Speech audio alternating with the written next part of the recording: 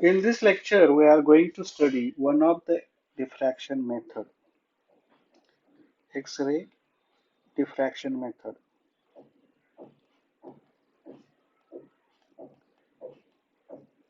and that is Laue method.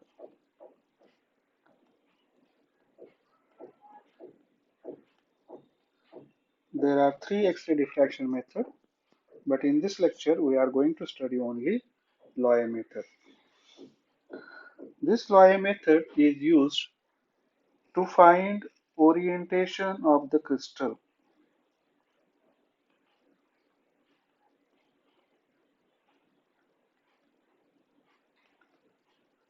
and its symmetry.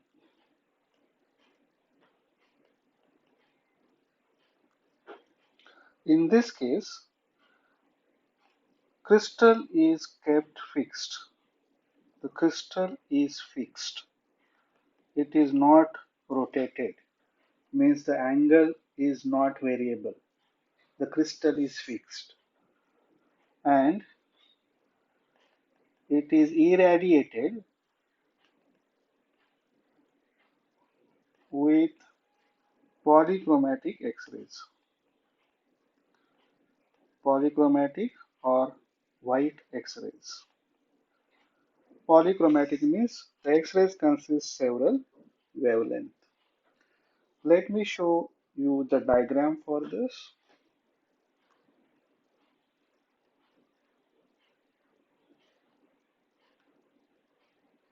This is crystal.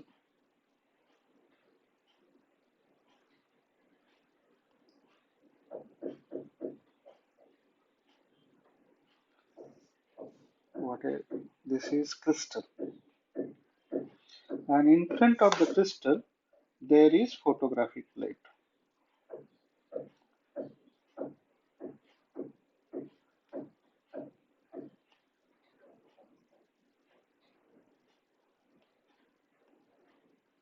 This is photographic plate,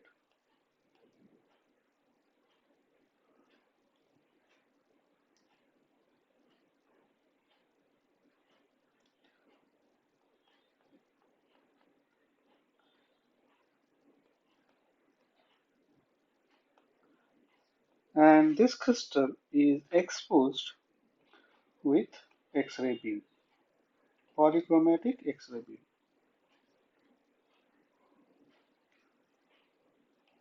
This is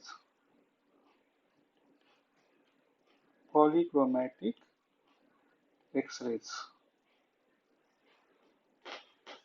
In this case, what happens is most of the light, most of this X-rays go straight without any deviation.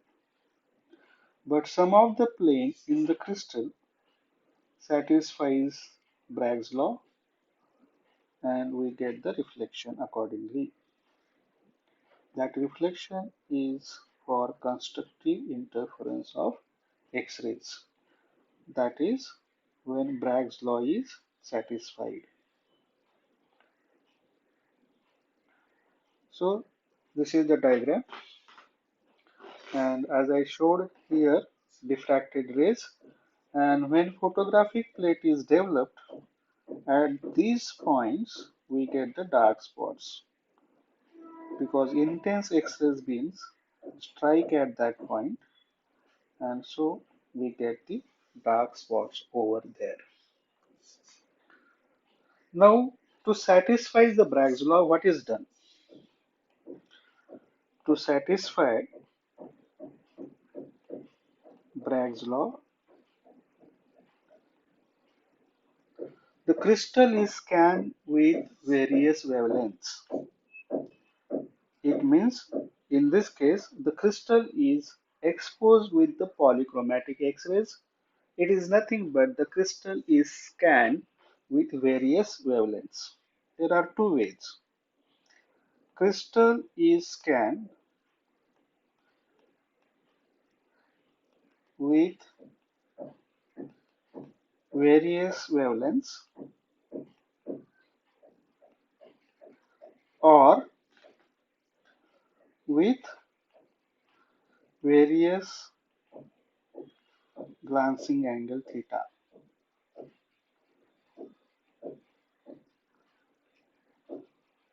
Either way, the crystal is scanned either, let me write there, either with various wavelengths or with various glancing angle theta. But in our case, the crystal is fixed in this case.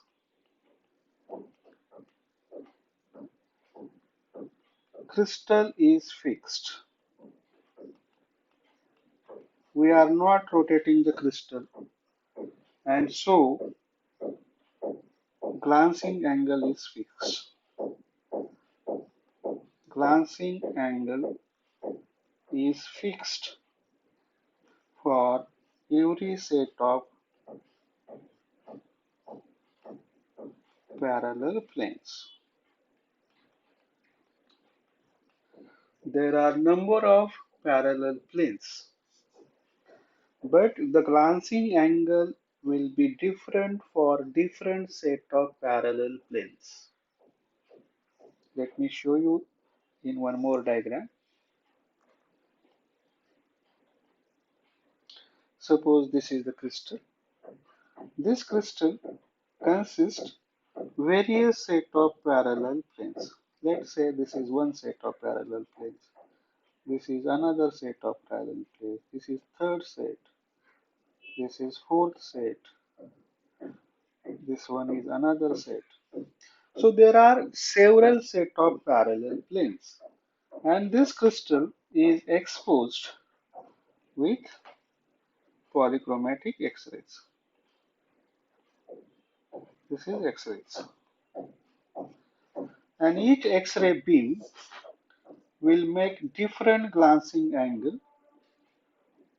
with different set of parallel planes.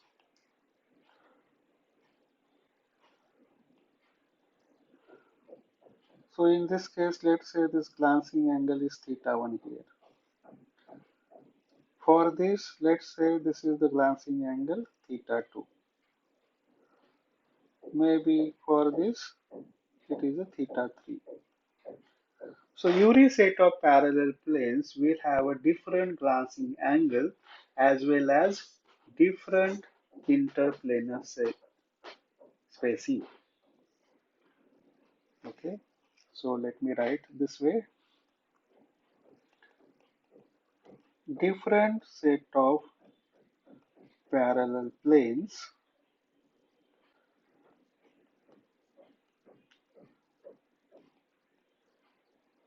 will have different glancing angle,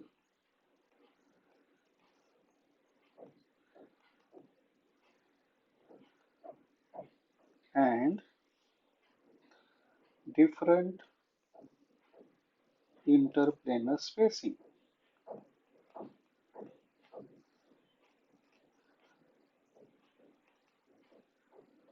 As well as there are various wavelengths. There are various wavelengths.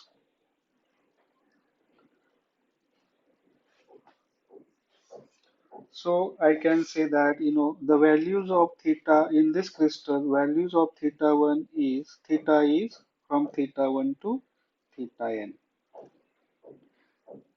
as well as the values of interplanar spacing also from d1 to dn, because there are different set of parallel planes, as well as values of wavelengths are also from lambda 1 to lambda n. Everything is present in abundance.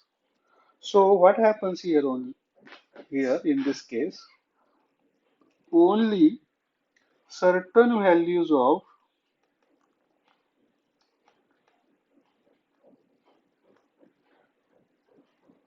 interplanar spacing, or I can say certain combination of, only certain combination of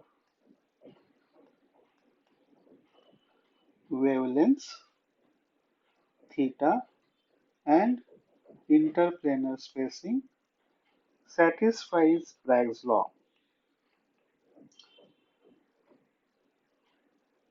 Satisfy Bragg's law, and we get constructive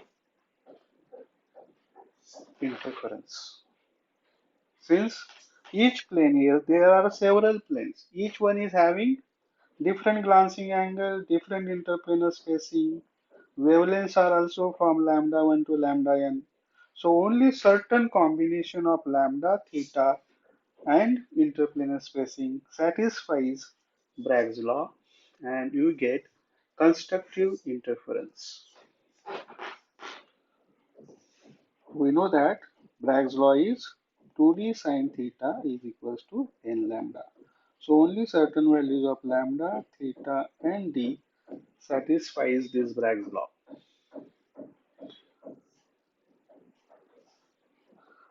Let me show you one more diagram. Suppose this is the photographic plate and this is the incident X-ray beam, and here I am showing only one plane.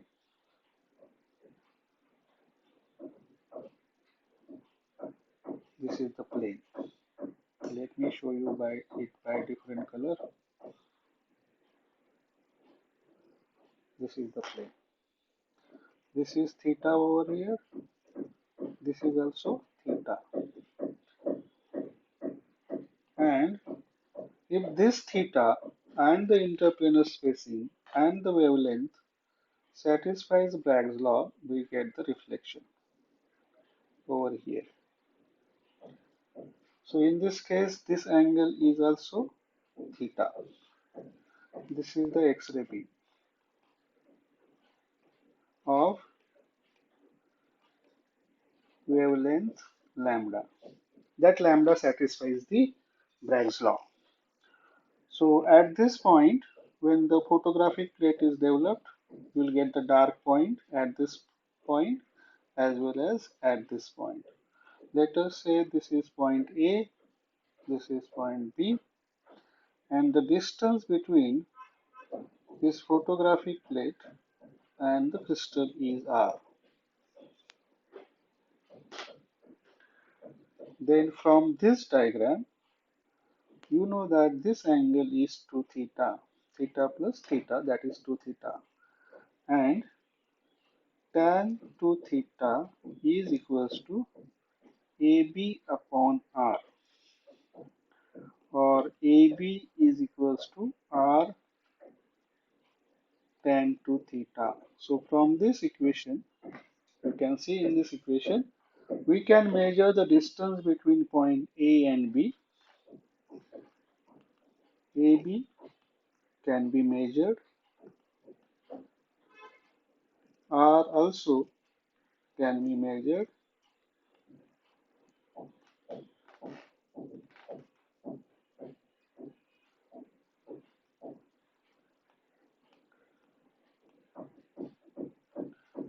R can also be measured, and we can find the theta. That is the orientation of the crystal. There are two types of Laue methods. One is called back reflection Laue method. This one is back reflection Laue method. I will show you the diagram of back reflection Laue method. In this method, the photographic plate is in between X-ray and the crystal. Let me show you that. This is the photographic plate.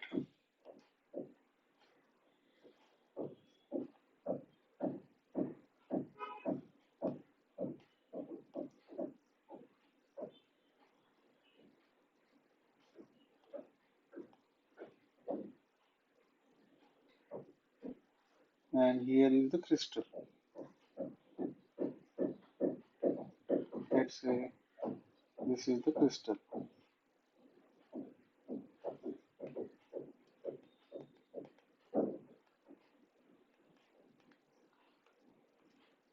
Photographic plate, and this is X-rays. Now, because of the orientation of these planes, some planes are oriented in such a fashion that you will get the reflection in this direction. Instead of forward direction, you will get reflection in the backward direction. Some planes are oriented such that you get the reflection in forward direction. From other planes, we get the reflection in backward direction. And after developing, you will get the dark spot at these points as well as at this point. So this is called the back reflection Laue method. Another method is transmission Laue method.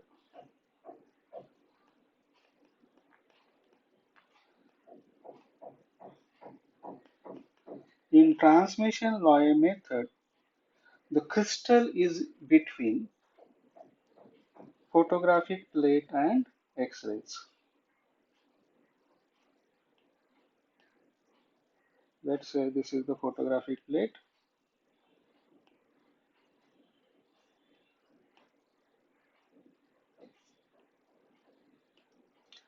This is the crystal over here,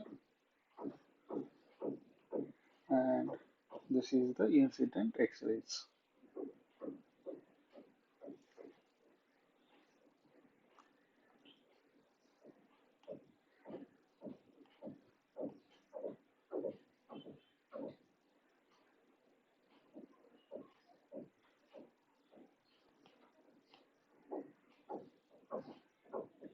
And in this case, we get the reflection in forward direction.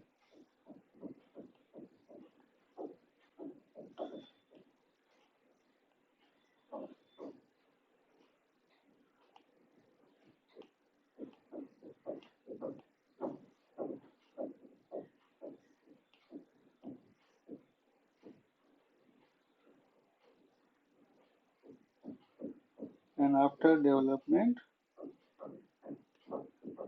we get the dark spots here. So this is photographic plate in this case.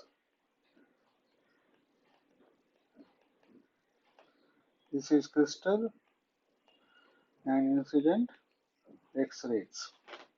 So these are the two methods, back reflection method and transmission Laue.